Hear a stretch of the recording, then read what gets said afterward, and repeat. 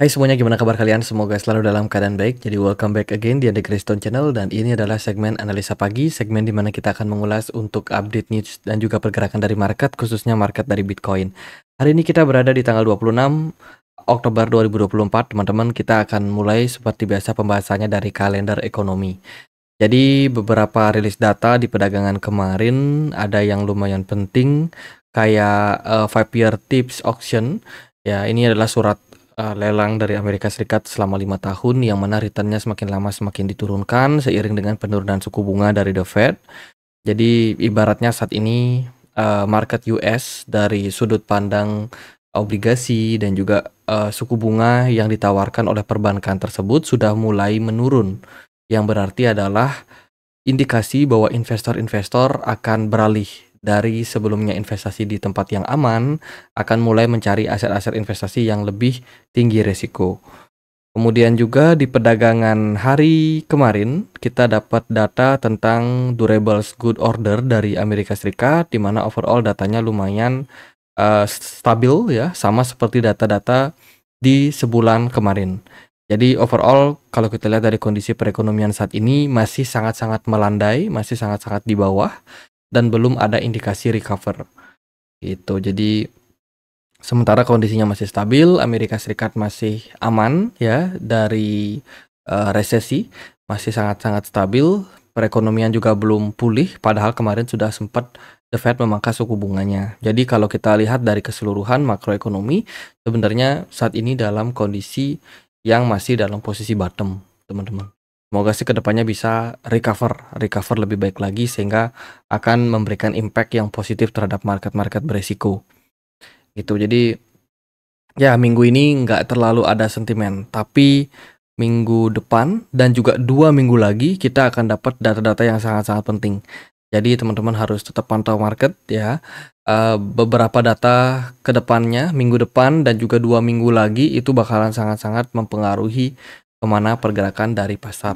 Kemudian kalau kita lihat dari data di Soso Value terkait dengan beberapa produk ETF ya dari Bitcoin, di perdagangan kemarin juga masih mendapatkan inflow yang lumayan bagus. Ini berarti bahwa aliran dana ya dari market itu sudah mulai masuk ke produk-produk ETF, teman-teman. Jadi kan sebelumnya suku bunga masih ditahan tinggi ya, teman-teman. Ditahan tinggi sampai akhirnya bank sentral sudah mulai memangkas suku bunganya. Otomatis kalau kita melihat dari data tadi ya, di mana sudah mulai ada penurunan dari return obligasi yang menunjukkan bahwa tidak lagi terlalu menarik, teman-teman, investasi dengan return cuma kisaran di bawah 5% ya untuk orang-orang. Jadi ketika memang sudah diturunkan untuk returnnya, ini otomatis akan menjadi salah satu indikasi bagus di mana para investor akan mulai masuk ke market-market yang lebih berisiko, which is langsung terrefleksi, dan ini merupakan indikasi positif. Tapi indikasi positif ini hanya berlaku dalam jangka waktu yang agak panjang, teman-teman. Secara jangka pendek, mungkin ini kita kelihatan bakalan bagus, bakalan pump, dan lain sebagainya. Tapi sebenarnya impact yang sebenarnya pada chart, itu baru kita akan rasakan dalam beberapa minggu ke depannya. Jadi nggak akan langsung instan. Jadi kalau kita perhatikan memang dari data Soso Value ini menunjukkan indikasi yang sudah mulai positif. Kita berharapnya sih semoga dapat titik bottom sih, at least di harga-harga atau di momen-momen sekarang ini. Apalagi kita udah mau closing time frame monthly ya teman-teman untuk bulan Oktober ini, yang kata-katanya Oktober. Wah, ini kita masih sedang menunggu sih sebenarnya apakah Bitcoin bisa membuat kenaikan yang dramatis menjelang closing time frame di bulan Oktober ini. Kemudian jika kita perhatikan juga dari data dari Soso Value untuk US ETF Spot Ethereum, ini juga menunjukkan masih dalam posisi inflow tapi kecil sekali, teman-teman. Jadi saat ini market masih didominasi oleh inflow pada Bitcoin.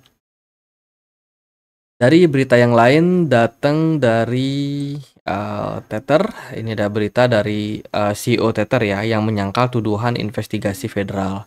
Nah, jadi ada berita yang mengatakan bahwa pemerintah federal saat ini telah melakukan penyelidikan terhadap perusahaan kripto Tether ya, sebagai pengembang stablecoin USDT. Kalau kita lihat juga dari beritanya ini, menurut laporan dari Wall Street Journal, pihak berwenang sedang menyelidiki kemungkinan pelanggaran aturan pencucian uang dan juga sanksi oleh perusahaan. Namun CEO perusahaan tersebut mengatakan bahwa penyelidikan tidak benar.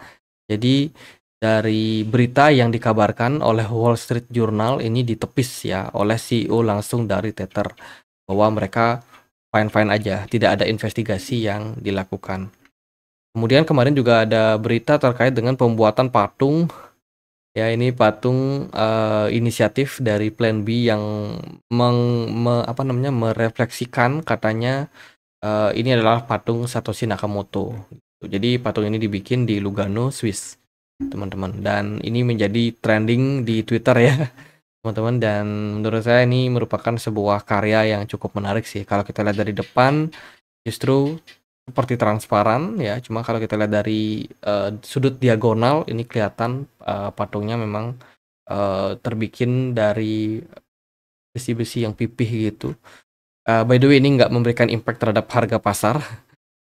Nah, ini data yang menunjukkan ada aktivitas dari US governance, terutama kemarin yang sempat kayak kena hack ya, teman-teman. Ada semacam pergerakan gitu dari aset berupa Ethereum. Dan kalau kita perhatikan dari data, ini menunjukkan memang kemarin ada perpindahan aset yang dilakukan dari wallet US governance, teman-teman, ke wallet pribadi dan akhirnya ditransfer masuk ke exchange Binance Deposit oleh ini. Mungkin ini si hacker atau siapa, kita tidak tahu pasti, teman-teman, tapi yang pasti transaksi tersebut ada penjualan berupa Ethereum yang dilakukan. Tuh, jadi ya ini berita sekelas US governance saja bisa sampai terindikasi kena hack seperti itu. Kemudian Arkham juga dikabarkan bakalan tersedia untuk jaringan Solana. Maksudnya Arkham Intelligence akan menyediakan transaksi yang terjadi atau yang dilakukan untuk jaringan Solana. Ini berarti adalah perluasan yang namanya informasi, dan ini bisa menjadi salah satu poin bagus juga karena jaringan Solana semakin lama akan semakin transparan. Itu teman-teman. Dan dari berita yang lain datang dari Microsoft shareholder put on Bitcoin investment website board warning. Jadi pemegang saham Microsoft akan memilih investasi blockchain, khususnya Bitcoin ya, meskipun ada peringatan dari Dewan Direksi. Jadi saat ini diversifikasi sudah ramai, maksudnya diversifikasi menggunakan Bitcoin sudah semakin ramai, khususnya di perusahaan-perusahaan besar dari Amerika Serikat, ya, termasuk Microsoft di dalamnya. Teman-teman, Microsoft sendiri sudah melihat bahwa Bitcoin ini bisa menjadi salah satu aset investment mereka. Jadi yang namanya investasi di perusahaan teknologi itu kan berisiko banget. Ya, ketika perusahaan sudah mentok, udah merasa mereka udah mentok, nggak bisa lagi increase, ya terpaksa mereka harus invest di aset-aset yang lebih aman, teman-teman. Karena kalau mereka all in semua di saham mereka, jadi maksudnya investasi di alat-alat, kembali ke pembelian saham atau buyback, itu juga bisa menimbulkan risiko yang besar. Jadi diversifikasi adalah hal yang tidak bisa ditawar lagi, teman-teman. Dan akhirnya mereka berencana untuk menaruh investasi mereka setidaknya 1% di kripto. Ini especially adalah produk berupa Bitcoin. Jadi pelan-pelan dari Microsoft sendiri akan membuka kemungkinan mereka untuk invest di Bitcoin. Ini good news juga untuk pasar. Lalu berita datang dari Netherlands, dari Belanda ya. Belanda mencari masukan mengenai undang-undangan perpajakan kripto yang akan selaras dengan Uni Eropa. Jadi Uni Eropa sudah memberikan deadline untuk negara-negara anggota mereka ya, supaya bisa menyelesaikan masalah perpajakan mereka ini sampai akhir tahun. Gitu. Jadi saat ini memang banyak negara yang berlomba-lomba untuk menyelesaikan mereka punya rancangan undang-undang sebelum nanti disahkan. Tuh, jadi akhir tahun ini deadline-nya sudah harus rampung. Ini berarti Uni Eropa akan siap terhadap pembukaan diri terhadap kripto. Jadi banyak aturan-aturan yang memang harus disesuaikan sesuai dengan apa yang dikehendaki oleh Uni Eropa sendiri. Salah satunya adalah Belanda, kemarin juga ada beritanya Swiss, Spanyol, dan juga negara-negara yang lain ya. Nah, sedikit kita lihat dari data on-chain menunjukkan memang posisi saat ini investor sedang dalam proses akumulasi.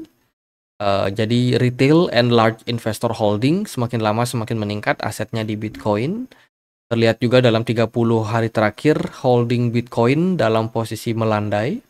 Ini berarti semakin lama semakin banyak yang hold Bitcoin ya. Jadi holding Bitcoin in 30 days itu bukan berarti adalah investor Bitcoin menurun kalau kita lihat dari data ini ya. Data analitiknya menurun. Ya menurun karena mereka juga kemungkinan sudah hold Bitcoin lebih dari 30 hari.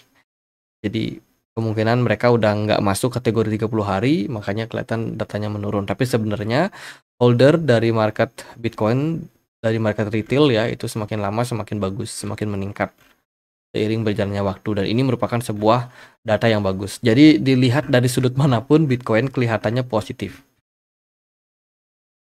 Indonesia juga dikabarkan akan masuk dalam BRICS ya teman-teman. Ini diposting langsung di BRICS News. Sepertinya nggak akan lama lagi Indonesia akan join juga di negara-negara ini teman-teman, bergabung dengan negara-negara yang sudah lebih dulu ya, kayak Brazil, Rusia, India, Cina, South Africa, Uni Emirat Arab, Egypt, Iran, Ethiopia, dan lain sebagainya. Malaysia juga masuk di sini, Indonesia juga akan kemungkinan ikutan. Dengan kata lain, dominasi dolar kemungkinan bakal menurun dengan adanya peningkatan dari jumlah anggota dari BRICS. Ini untuk perspektif long term. Oke, ini data lebih detailnya terkait dengan pergerakan dari US governance. Yang kemarin sepertinya ada memindahkan aset ke wallet lain. Teman-teman, US governance mencoba untuk mengamankan aset mereka yang sempat kena perpindahan aset dari hacker. Oke, itu mix data yang kita temukan ya. Di perdagangan kemarin, selain data-data yang positif, kita juga bisa melihat korelasi negatif pada pergerakan dari Bitcoin. Jadi ini unexpected sebenarnya. Kita melihat memang kondisi pasar lumayan bagus. News juga positif. Tahu-tahu kemarin di XY kembali rally, teman-teman. Padahal kemarin kita lihat ada indikasi negatif ya pada DXY. Closing daily di indeks dolar itu negatif, bearish engulfing. Cuman di perdagangan hari ini indeks dolar masih dalam proses penguatan, naik sekitar 0,28% dengan XAU yang masih dalam posisi potensial rally juga. Tuh, kalau kita perhatikan juga dari BTC dominance di perdagangan kemarin meningkat hampir 1%. Sudah sempat 1% sih. Dan altcoin kemarin rontok parah. Ya, Ethena, Fed AI, Manta, Ondo Finance, Tone Network, AAV, WLD, kemudian juga Bcap, Solana juga pada koreksi ya. Altcoin, memecoin, semua tidak lepas dari koreksi. Jadi unexpected moment. Teman, kalau kita perhatikan dari Bitcoin saat ini di time frame daily, possibility untuk masih dalam proses koreksi, bisa saja target ke 65 ribuan something. Ini bakalan dituju kembali untuk Bitcoin. Jadi tekanan jual masih akan ada, teman-teman. Dari pergerakan smart money di time frame 4 jam, kita juga bisa melihat saat ini kondisi masih dalam posisi turun. Ya, ini smart money makin lama makin turun, menunjukkan memang indikasi dari segi price action akan ada kemungkinan lanjutan koreksi. Dari structure Bitcoin di time frame 4 jam juga menunjukkan indikasi koreksi. Ini kita bisa melihat adanya higher low baru yang muncul pada Bitcoin. Jadi ibaratnya tren kedepannya bakalan seperti ini pada Bitcoin. Jadi ya teman-teman bisa melihat bagaimana kondisi dari pasar kripto saat ini ya. Jadi saat ini kita kemungkinan masih bakalan dalam tahap koreksi. Padahal kalau kita melihat dari data on-chain positif, tapi dari data teknikalnya justru malah kontra, malah berlawanan. Teman-teman, apakah Bitcoin ini bakalan turun dalam? Kalau menurut saya sih tidak. Bitcoin kemungkinan masih akan koreksi wajar. Ya, cuman BTC dominance-nya yang bakal naik. Kontraksi pasti akan terjadi pada altcoin.